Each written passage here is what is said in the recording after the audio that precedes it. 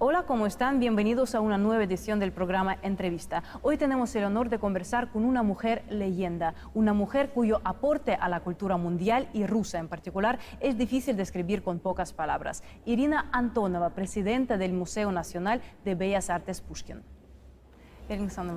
Señora Antonova, muchas gracias por su tiempo. Empezó a dirigir el museo en el lejano 1961 y ha sido su directora hasta el 2013. Ahora es presidenta del museo. Han cambiado épocas, poderes, regímenes, incluso el nombre del país ha cambiado. ¿Cómo influye la situación en el Kremlin en su actividad? ¿Hay alguna relación entre estas dos cosas? Se sobreentiende, por supuesto, pero en primer lugar esta relación consiste en que a lo largo de estos años ha cambiado la actitud de las personas hacia la cultura, hacia el arte, hacia el lugar que el arte ocupa en la vida de la sociedad. Es bien conocido cómo el régimen imponía a partir de la segunda mitad de los años 40 ciertas condiciones en cuanto al contenido de las obras se refiere, a los mismos artistas, a las corrientes. Antes de que comenzara la perestroika, en el año 1985, ciertos fenómenos, sobre todo en el arte moderno, no eran aceptados y se criticaban de una forma muy dura. Es más, existía una censura que ahora ya no existe, de aquello que exponíamos. Las obras que se representaban en los teatros tenían que ser aprobadas por comisiones especiales. Por supuesto que había censura en la literatura, pero también en los museos.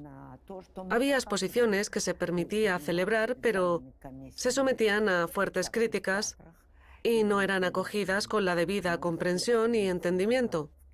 Pero hemos dejado atrás esos tiempos difíciles y esperamos que para siempre. Quizá ahora haya cierto tipo de promiscuidad, pero todo depende de los que dirigen los teatros, museos, auditorios de conciertos. Es evidente que ahora tenemos la posibilidad de hablar en el idioma del arte de todo lo que queramos, mientras no perjudique seriamente a la salud de la nación. ¿En qué periodo tuvo que afrontar las mayores dificultades? Sabe, los tiempos más difíciles fueron cuando terminó la Gran Guerra Patria y hasta que falleció Stalin. Este periodo es famoso por lo duro que fue. Se aprobaban muchos decretos que calificaban de formalistas e inadmisibles las obras de los grandes compositores, como Shostakovich, Prokofiev, Hachaturian, o de los escritores como Anna Akhmatova o Soshenko. En el año 1948, se cerró el famoso Museo del Nuevo Arte Occidental.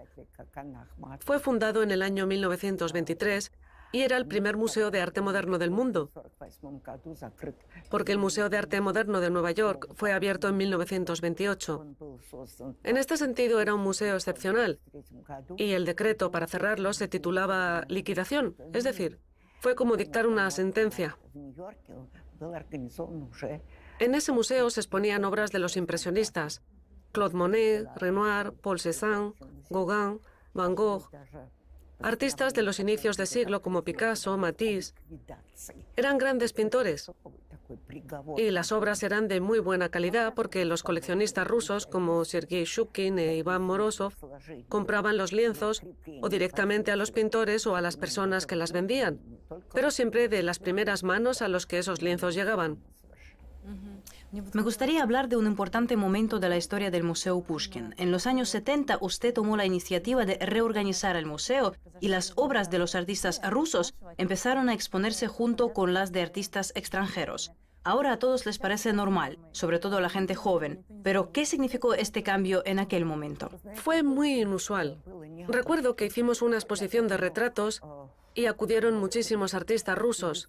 Las obras de Renoir se exponían al lado de Valentin Serov y las de Bruegel al lado de Zorn, porque además retrataban al mismo modelo. Había una persona que hizo de modelo para ambos artistas, a pesar de que uno era ruso y el otro un famoso pintor europeo. También teníamos la sección del retrato inglés y de los retratos de pintores rusos del siglo XVIII, que en el momento de crear sus obras Ni siquiera eran personas libres. En aquella época en Rusia aún no se había abolido la esclavitud. Eran esclavos que tenían talento y sus amos les permitían trabajar como artistas, pero no eran libres. Expusimos sus obras al lado de las de Goya, también del siglo XVIII. Eso causó mucha impresión entre el público que no estaba acostumbrado a nada parecido. Desde entonces organizamos muchas exposiciones de este tipo, por ejemplo, el tema de la antigüedad en las obras de los pintores occidentales y rusos. En la actualidad no hay ninguna exposición en la que no estén presentes obras de artistas nacionales. Y es muy importante porque de esta forma determinamos nuestro lugar, el lugar que ocupa la Escuela Nacional en la corriente artística, en el proceso artístico. Es muy interesante porque de esta forma, haciendo comparaciones de este tipo, se revelan y se aclaran muchas cosas. Y es correcto, tiene que ser así. En una de las entrevistas dijo que los gustos de las personas que vienen a los museos han cambiado en comparación, por ejemplo, con los años 90. Ahora la gente quiere ver obras clásicas y en aquel entonces se interesaban por la vanguardia. ¿Cómo puede explicar este cambio en los gustos? ¿Cómo caracteriza esto a nuestra sociedad? El gran interés por la vanguardia surgió porque la vanguardia no se exponía. Cuando en el año 1981 organizamos la exposición titulada Moscú-París, la gente no acudía a ver a pintores franceses, sino a Filonov, Kandinsky, Malevich. Es decir, aquello que no se exponía en los museos nacionales. Era la primera vez que los mostrábamos. Y esa exposición estaba dedicada a los primeros 30 años del siglo XX. Nuestro arte de aquel periodo fue toda una revelación para el público ruso. Yo dirigí la exposición aquí en Rusia, pero también estuve en ella cuando se celebró en París, y el público venía a ver tanto a pintores franceses como a los rusos, sin distinción, como si fueran un todo único. En nuestro país, a las personas no les interesaban tanto los franceses, sino que estaban descubriendo nuestro arte nacional. Es interesante que el público ruso, sobre todo antes de que empezara el siglo XX, en los años 80, 90, no estaba muy bien preparado. Y en los primeros años de la perestroika, en la segunda mitad de los 80, principios de los 90, se celebraron exposiciones de las obras de Malevich y después de Kandinsky. A la inauguración de esas exposiciones acudía muchísima gente. Recuerdo que cuando se abrió la exposición de Kandinsky, vinieron unos amigos míos del Reino Unido que también eran especialistas en arte. Les invité a ir a ver la exposición, aunque les advertí que habría mucha gente. Cuando llegamos no había nadie. La gente que sabía quién era Vasily Kandinsky y a la que le interesaba la exposición, la vio el primer día y los siguientes no vino nadie. Lo mismo ocurrió con otros pintores. Ahora la situación ha cambiado. Para empezar, la gente está viajando mucho, aprende mucho en el extranjero. En los museos, como el Museo Ruso o la Galería Tretyakov, se están mostrando obras que anteriormente estaban guardadas en los fondos de reserva. Entonces, primero se satisfizo ese interés y después aparecieron personas a las que verdaderamente les gusta esa corriente artística y por la que sienten interés. Este fue el camino hacia la vanguardia. Ahora estamos en el proceso de la exploración del arte de la segunda mitad del siglo XX, del posmodernismo, conceptualismo y otras corrientes. Diría que ahora estos pintores no gozan de un éxito rotundo. Y cuando traemos a Tiziano o a Caravaggio, hay más gente que quiere verlos. Las salas se llenan. Y cuando organizamos exposiciones de obras de pintores del siglo XX, el interés es más vago. Aún hay muy poca gente que se identifique con esta época y vaya corriendo a ver esas obras. Siempre ha sido así. Lo nuevo no se acepta de inmediato. Hablando de lo nuevo y de lo moderno, usted muchas veces ha subrayado que el arte mundial está sufriendo una crisis sin precedentes. Por supuesto, en todas las esferas. Se trata tanto de la literatura como de la música. Tal vez solamente la arquitectura y en parte el cine siguen su marcha gloriosa. ¿Con qué puede estar relacionada esta triste situación? La verdad es que son muchas las causas y habría que analizarlas. Pero creo que el motivo principal es que un arte que está estrechamente relacionado con el mundo real, con la visualización de las cosas, en primer lugar me refiero naturalmente a las artes plásticas, la transición a la abstracción, representa una gran dificultad para un amplio público y también para los artistas. porque se trata de un sistema totalmente diferente. No es nada fácil dominar este lenguaje que usa los medios plásticos de expresión y no retrata la vida real en sí. Hay que tener un gran talento para poder hacerlo. Por eso los grandes maestros de este género, los verdaderos genios como Mondrian, Kandinsky, como Malevich, usaron durante mucho tiempo el estilo que se puede llamar realista, el más cercano a la naturaleza. Por eso surgieron muchas corrientes artísticas que, como el surrealismo, mezclaban unas cosas con las otras. Fotorrealismo, surrealismo. Siempre se le añadía la palabra realismo. Es decir, se trataba de una apelación directa a la naturaleza que, sin embargo, se veía transformada, alterada, se veía a través de otro prisma. Y además, como comprenderá, todo eso hay que verlo en el contexto de la televisión, de Internet, de la fotografía, todas aquellas formas de expresión que han absorbido el material de la vida real y, en términos generales, satisfacen la necesidad de tener, si no un reflejo directo del mundo real, al menos una relación directa con este mundo. De aquí viene la devaluación del arte. Algunos prefieren ver una fotografía artística bien hecha a ver un retrato que no está muy logrado o una pintura que representa algún paisaje o algún acontecimiento u otra cosa. Por eso yo he dicho muchas veces que siento una gran pena por el artista contemporáneo. Lo tiene muy difícil para encontrar su propio camino, para encontrar su lenguaje expresivo. Es muy difícil. Y ahora vamos a hacer una pequeña pausa y en unos breves instantes estamos con ustedes.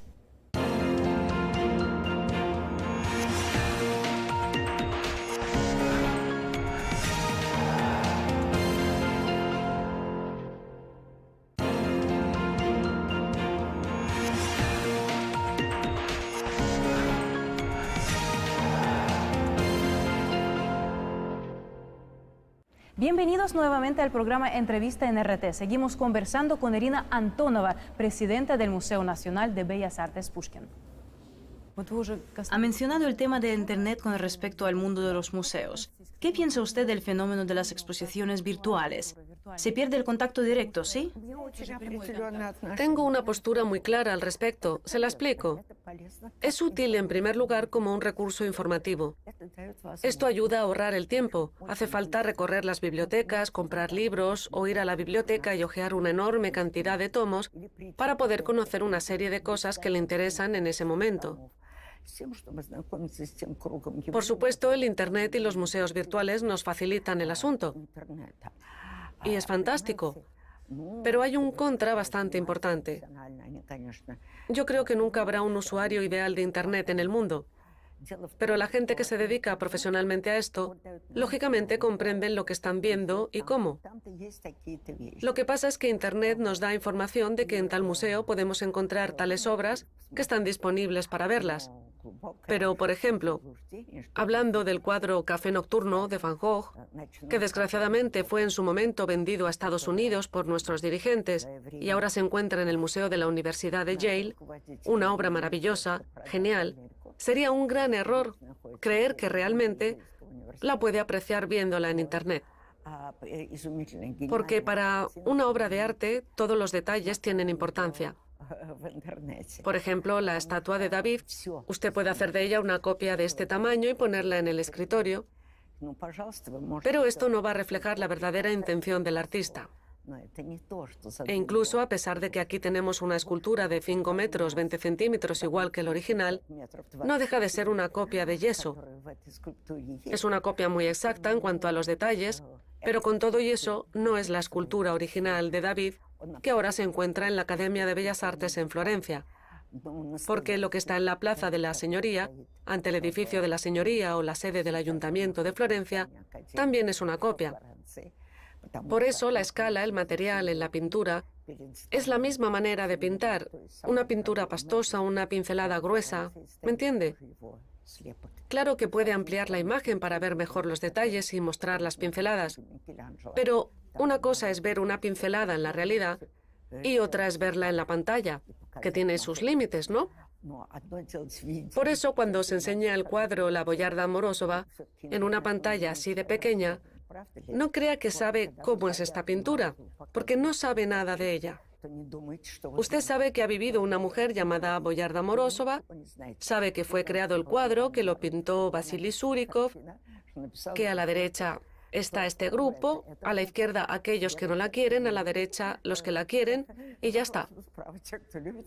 Es decir, usted obtiene la información acerca de lo que pasa allí, pero es precisamente lo que no quieren las personas aficionadas al arte contemporáneo. Un simple conjunto de datos.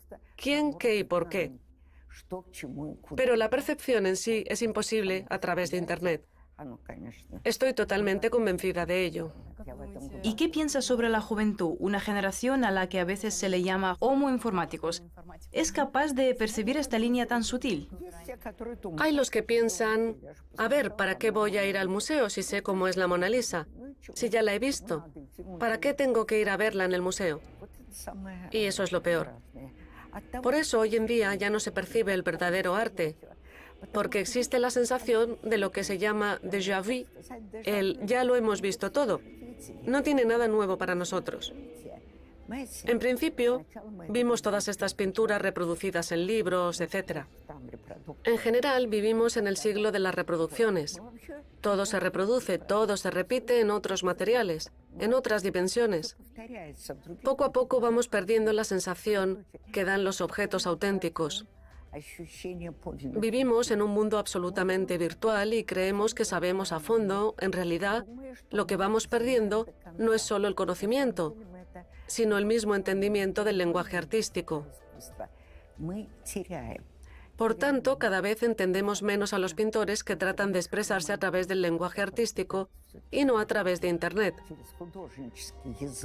Es una conversación larga y difícil, pero es un hecho. Por desgracia, las tecnologías contemporáneas, creo que es de Nuestra Señora de París, de Víctor Hugo, donde el título de uno de los capítulos dice, el libro matará al edificio. Es decir, si antes la Biblia era una escultura en la catedral, era el libro que se leía, después, cuando apareció la tipografía durante la época del Renacimiento, la imprenta poco a poco fue acabando con el arte escultórico en las catedrales. Algo parecido está pasando ahora, pero es otro nivel. No se trata de libros, se trata de las nuevas tecnologías. Es ingenuo luchar contra las nuevas tecnologías, pero el equilibrio está en el entendimiento de cuánto se quiere de Internet y se entiende lo que recibe de allí y qué es lo que se quiere de una obra auténtica. Cada persona lo tiene conforme a su nivel de educación, conocimiento, entendimiento, porque si no, dejará de necesitar el arte auténtico, dejará de ir al museo. Hace poco a nuestro canal nos concedió una entrevista un museólogo español muy famoso, Jorge Wagensberg. Es fundador de uno de los museos más interesantes en el mundo, que se llama Cosmocaixa, y se encuentra en Barcelona. ¿Cómo se llama? Se llama Cosmocaixa. Él dijo que los visitantes de un museo deben comunicarse, intercambiar ideas e impresiones, y los objetos expuestos ahí no deben simplemente estar colgados de la pared, porque eso no hace que el visitante participe de forma activa en la vida del museo, y solo lo convierte en un observador ajeno. ¿Usted comparte esta opinión? ¿Cómo no? Ahora en muchos museos del mundo, no solo en el nuestro, existe esta tendencia que empezó hace tiempo ya. Se trata de hacer que los visitantes sean más activos. Y no solo por medio de visitas guiadas, porque en esas visitas no hay participación de los visitantes. ¿Entiende? El guía está contando algo al grupo y ellos escuchan tal como pueden.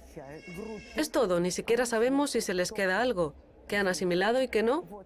A menudo ni siquiera sabemos qué les gustó y qué no les gustó. Ahora hay muchos proyectos acerca de cómo organizar esta comunicación no solo con el guía, el especialista, sino entre ellos. Que sean conversaciones sobre arte, sobre los monumentos. Es algo que a menudo hacen con los niños, tanto en nuestros museos como en el extranjero. Los niños se sientan en banquitos y empieza la conversación. Primero se hace una introducción acerca de qué es lo que vemos y luego se pregunta, ¿cómo lo percibes? ¿En qué te has fijado? ¿Cómo es el espíritu de esta obra? ¿Por qué piensas así? Entonces empieza a hablar y para ello usa el lenguaje que tiene ante sus ojos. Por ejemplo, ¿Qué significan estos pliegues? ¿El movimiento activo? O al contrario, este patricio tan sereno. Así uno empieza a estudiar el lenguaje del arte. Llega hacia el personaje, hacia la imagen. Ya no es una simple persona, sino una imagen artística. ¿Qué es una imagen artística? ¿Qué encierra? Esta polémica se lleva ahora. Sabe, tengo un ciclo de conferencias. Ya lo terminé porque estamos en verano y volveré a empezarlo en otoño. Decidí trabajar con personas de la llamada tercera edad, es decir, jubilados. Sus hijos ya han crecido, no tienen que trabajar y toda su vida se interesaron por el arte, pero no tenían tiempo para dedicarse a ello. Ahora vienen con muchas ganas. No me queda ni una plaza libre. Antes del comienzo de las conferencias hacen cola esperando que falle alguien que se había apuntado. Suele suceder, sobre todo en invierno. Son personas mayores y pueden enfermarse, por ejemplo. Entonces compran entradas para las plazas libres. Luego hacemos seminarios sobre lo que escucharon.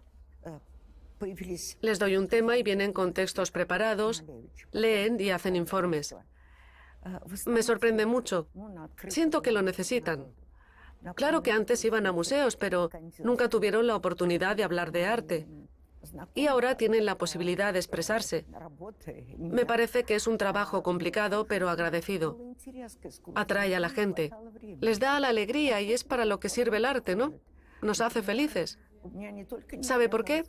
Porque cuando sentimos que de alguna manera nos hemos familiarizado con la obra, la hemos entendido, hemos penetrado en lo que encierra, nosotros mismos estamos creciendo y en cierta medida llegamos al nivel del creador. Es una gran felicidad. Por ejemplo, cuando escuchas música. Durante la guerra estuve en el concierto de un pianista destacado, Vladimir Sapronytsky. Tocó obras de Chopin en la sala Tchaikovsky. Era el febrero del año 1942. Todos estábamos con los abrigos puestos porque no había calefacción, con botas, gorros e incluso guantes. El pianista llevaba unos mitones para poder tocar. Veíamos que iba vestido con un traje de concierto. Interpretaba a Chopin. Yo había escuchado mucho a Chopin. Me he acordado ahora porque encontré una carta que envié a un amigo a Tomsk. Y decía así: ahora sí puedo decir que entiendo a Chopin. Este sentimiento de acercamiento y descubrimiento es felicidad. Creo que las personas vienen porque sienten alegría.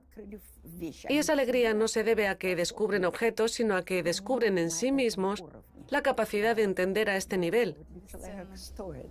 Y eso es muy valioso. En el año 2009 le otorgaron un premio por un aporte al desarrollo de las relaciones entre Rusia y Estados Unidos. No es ningún secreto que ahora... Ese premio se llama Libertad. Premio Libertad. Sí.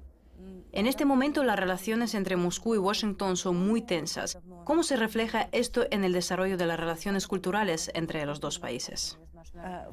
Sabe, ante todo debo decir que tengo la posibilidad de ver a los directores de los museos estadounidenses en diferentes ocasiones. Se organizan encuentros. Llevo mucho tiempo trabajando en diferentes asociaciones de museos. También se organizan conferencias. Y puedo decir que seguimos manteniendo muy buenas relaciones.